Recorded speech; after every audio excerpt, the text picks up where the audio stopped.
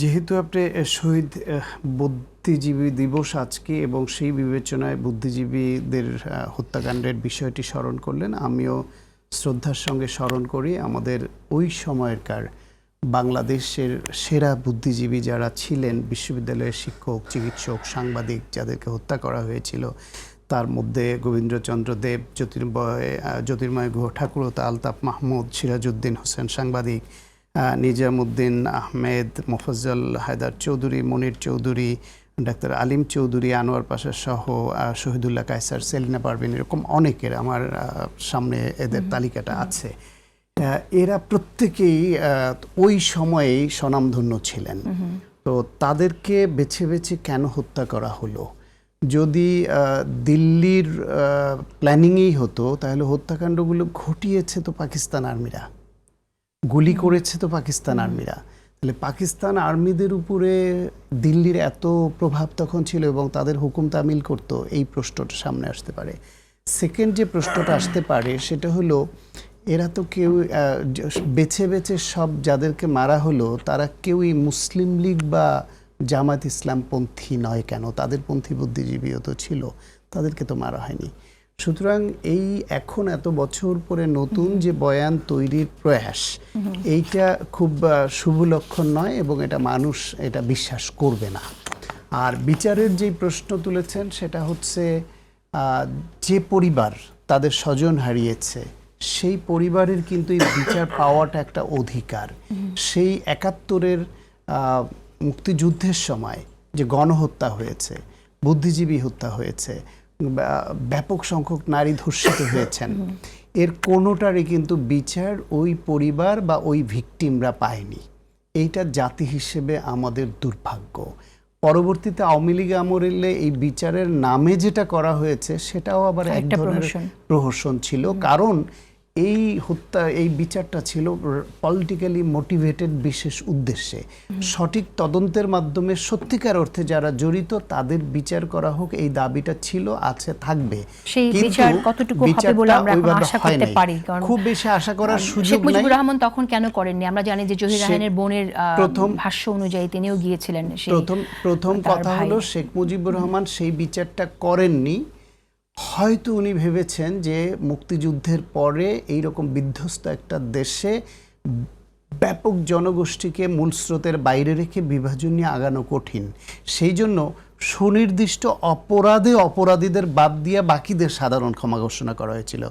হত্যা, খুন, ধর্ষণের যারা জড়িত তাদের ব্যাপারে তো সাধারণ ক্ষমার আওতায় আনা হয়নি। তদন্ত সাপেক্ষে যারা ওই অপরাধের সঙ্গে যুক্ত তাদের তো বিচারের পথ সব সময় খোলা ছিল।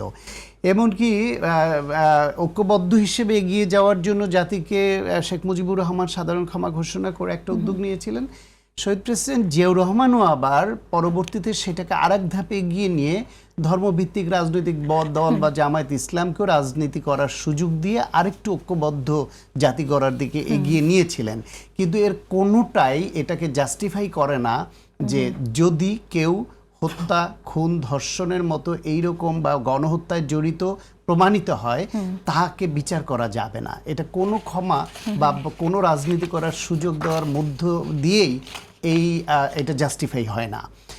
এখন ধরেন জামাত ইসলাম বা কোনো গোষ্ঠী যে বয়ান তৈরি করছে যে ৫৪ বছর আগের এটা কেন হবে, যে ফ্যামিলি তার স্বজন হারিয়েছে অথবা যে নারী ধর্ষিত হয়েছেন, তাদের কাছে তো ৫৪ বছর আর ৫৪ দিন সমান কথা।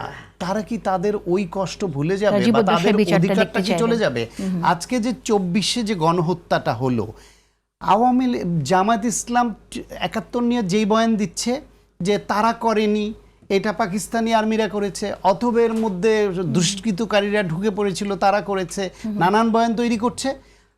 আওয়ামী লীগ কিন্তু ২৪-এর গণহত্যা নিয়ে তাই সেরকম বয়ানই তৈরি করছে, নিজেরা অনুতপ্ত হচ্ছে না, ভুল স্বীকার করছে না, ক্ষমা চাচ্ছে না, কোনো কিছুই তাদের মধ্যে দেখছি না। ৭১ নিয়ে জামাতের মধ্যে যা দেখছি আমরা, ২৪ নিয়ে আওয়ামী লীগের মধ্যে তাই দেখছি আমরা। এখন এক সময় যদি এখন তদন্তের মাধ্যমে আওয়ামী লীগের এই গণহত্যাকারীদের বিচার না হয়, তাহলে ১০ বছর পর, ৫ বছর পর দেখবেন আওয়ামী লীগ এটা বয়ান ঘুরিয়ে দিয়ে এইটাকে এই যে যারা গণহত্যা এই গণ অভ্যুত্থানের সময় মাঠে নেতৃত্ব দিয়েছে তাদের উপর খুনের দায় চাপিয়ে দিবে যে এটা আমরা করিনি, এটা ওরা করেছে। সুতরাং জামায়াতের ৭১ এবং আওয়ামী লীগের ২৪ দুইটার আমরা একই রকম বয়ান, শুধু ভিন্ন প্রেক্ষাপট। জামায়াত ৭১কে নিয়ে যেই বয়ান দেয়, আওয়ামী লীগ ২৪কে নিয়ে সেই বয়ান দেয়, অথচ দুটোই গণহত্যা।